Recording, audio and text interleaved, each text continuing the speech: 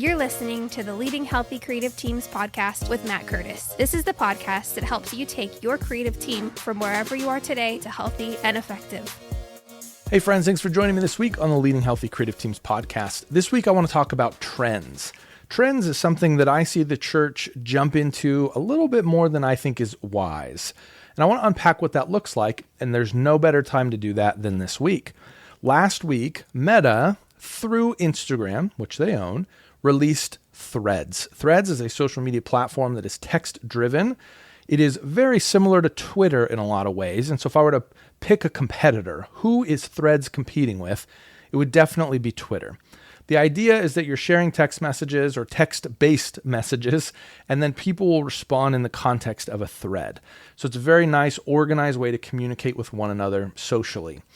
Personally, I don't like Twitter, and I don't mean the company, I mean using Twitter. I'm not terribly drawn to Threads either, and I want to share that because I know there are some people that love this mechanic and mechanism or methodology of communication with one another. I am not one of those people by a long shot, but I don't want that to color the way that I'm approaching this conversation around trends. Because the format of a trend doesn't matter. Here's what this looks like played out. This is why I don't think that churches should trace trends. It's very expensive with our time. In order for us to communicate effectively, to be effective in our creative pursuits, we have to be proactive. We can't be reactive. Trends force us into a position of reactivity. I think about the news. An event happens. Everyone scrambles to go to the place, to get the information, to call the right people, and to get the information that they need to communicate to a larger group of people, to broadcast it. That's not our job in the church. We already know the message that we're proclaiming. We already know the message that we're preaching.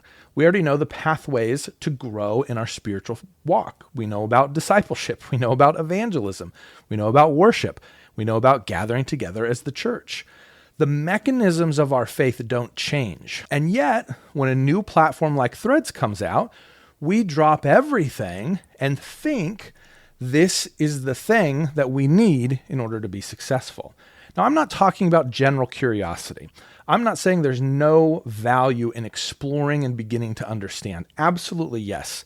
But the joke that I keep seeing surface, and I kind of participated a little bit myself with one of the YouTube videos I put out last week, all of these gurus are saying, here's how you master Threads in 24 hours or something.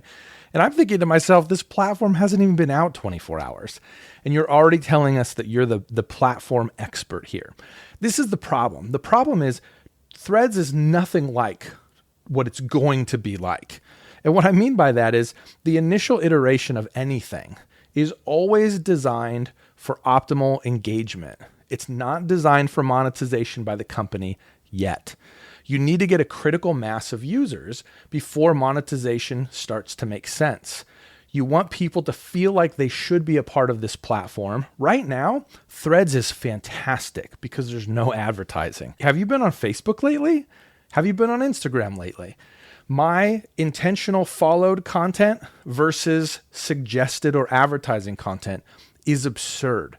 I'm probably getting 30 to 40% of my feed as content that I wanted. The 60% on my feed is stuff that Facebook says you'll like this or somebody paid to show it to you. It's a miserable experience from the perspective of I want to see the content from the people that I've followed. So of course Threads is going to feel like an amazing place right now because it's untouched by monetization. But we're going to get there. The reason I bring that up is because all of the strategies that we're looking at right now are based on this utopian environment that's not real or not long lasting. This isn't what Threads is going to be. And the reason that matters for you as a church is because this moment isn't helpful for you. There's nothing about being the first to market for a church that's actually impactful. It doesn't matter if your church is the first church on Threads or not. Now, if you already have an account and you're seeing interaction with your people, I mean, great, explore it. But my concern is that a lot of churches and really a lot of communications leaders or creative leaders who are already busy, by the way, I hear a lot of complaints or laments, I don't have enough time to get my job done. Then stop picking these things up. That's my charge to you. Let somebody else figure out what it looks like to pioneer in this space, because we don't even know what it is yet. Twitter never really caught on successfully for the vast majority of churches. I jumped onto Twitter very early on. I pushed really hard to figure out how to be successful on it, and it just didn't resonate with the congregation that I was serving in my role. Maybe you're a Twitter crazy church and everybody's pumped about threads. I don't know your context like you do, so hear that. But I do know that Twitter just wasn't a successful platform for a lot of churches. It still isn't. That doesn't mean that individuals aren't successful. It doesn't mean that if you love Twitter, that it's bad for you to love Twitter. No, love Twitter. I don't care. I won't interact with you there because I don't love Twitter. The same is true of threads, though. It's a very similar mechanism for communication, and it just doesn't resonate with everybody, and that's okay. But if you pull away from your normal day-to-day operations, and when I say that, I mean the implementation of your communication strategy, the pursuit of your creative endeavors as a creative contributor to your church, if you pull away from those to invest in something completely unknown, there's a good chance that you are gambling your time on something that may never pay off, and you're making it harder for yourself to operate the plan that you've already put in place. A lot of my perspective is built on what I believe to be the wise way for us to run our creative endeavors. We need to build a plan, and then we need to operate the plan. And we need to be disciplined in the way that we operate the plan. So create a plan in terms of how you're going to communicate, who you're going to communicate to, what platforms you're going to leverage, and operate within that structure for 90 days. That's my recommendation. It's pretty straightforward. It's pretty simple. You don't need to be reinventing yourself every 2 weeks. Run your plan for a period of time and evaluate it. Keep track of analytics. Test. How is this going? Is this working? Is this moving in a good direction or not? Really timely example.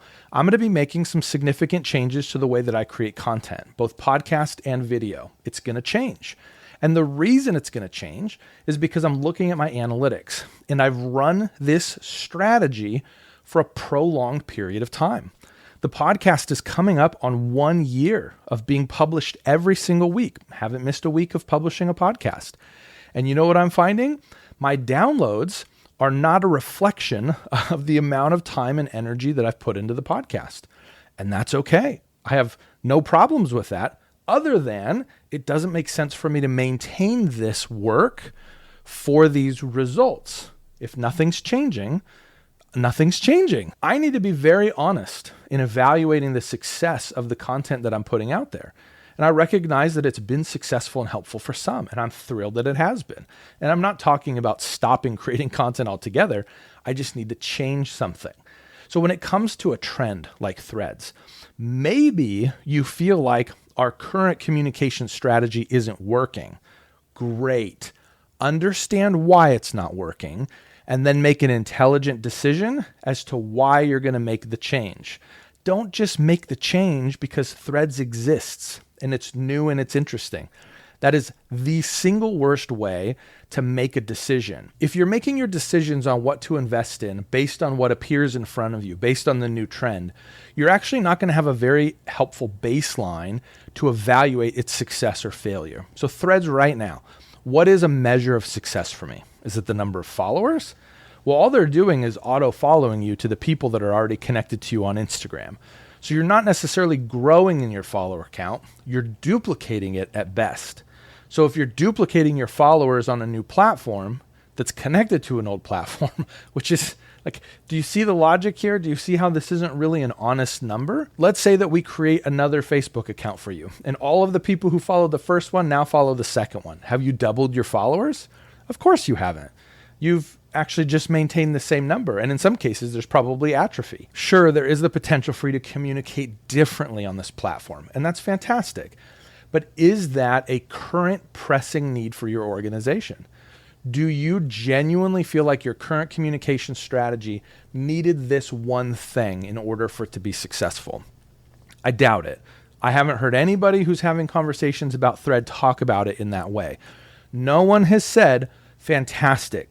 This was the gaping hole in our communication strategy. This will help us communicate more effectively. People will stop asking us when the next event is because of this tool. No, of course not. No one has said that. Instead, people have said, here's a new platform. We should use it. We should figure it out because we should. The church should be here.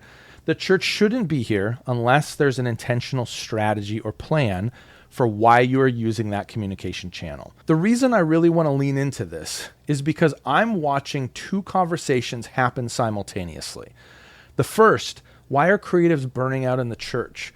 Why don't I have more time as a creative leader in my church? I'm hearing these conversations time and time again. And then I'm watching the same group of people say, we need to drop everything and figure out how to be on this platform that we don't have any plans for. We don't understand. It's brand new. The biggest irony to me is that when we respond to trends this way, we're actually creating the problem of not having enough time. So let me encourage you to do this. I want to encourage you to have discipline in the way that you operate your plan. If you don't already have a plan, can I encourage you to watch this video? I'm going to put a link to it on YouTube in the description, and I'm going to put it in the show notes for the podcast. I really want you to consider building this simple plan. It'll take you about 5 minutes. I'm serious. It's that simple of a plan. The reality is that you don't need an over-engineered and complicated plan in order to have discipline in the way you communicate. The video walks through the process of building the plan. It tells you the things you need to consider and then stick to the plan for 90 days. Once that 90-day period is up, now have the conversation. What is Threads? Does it fit with what our congregation needs? Is this a win for our church? If you build a plan, even a simple plan, and operate it for 90 days and are disciplined about it, I guarantee you the margin in your work is going to go up. Margin is the key to long-term health, to avoiding burnout, and to lasting in ministry. And that's what I want. I want you to last in the context of ministry that you're in. You've already spent time building trust. You've already spent time caring for and communicating to the congregation that you serve. Let's make the most of what you've already invested and keep you in a healthy spot so that you can continue to minister well. Thanks for listening to this episode of Leading Healthy Creative Teams. This podcast is just one of the ways Lunchtime Heroes helps build healthy creative teams in the church. Stay up to date on the latest by signing up for the Creative Bites email at lunchtimeheroes.co.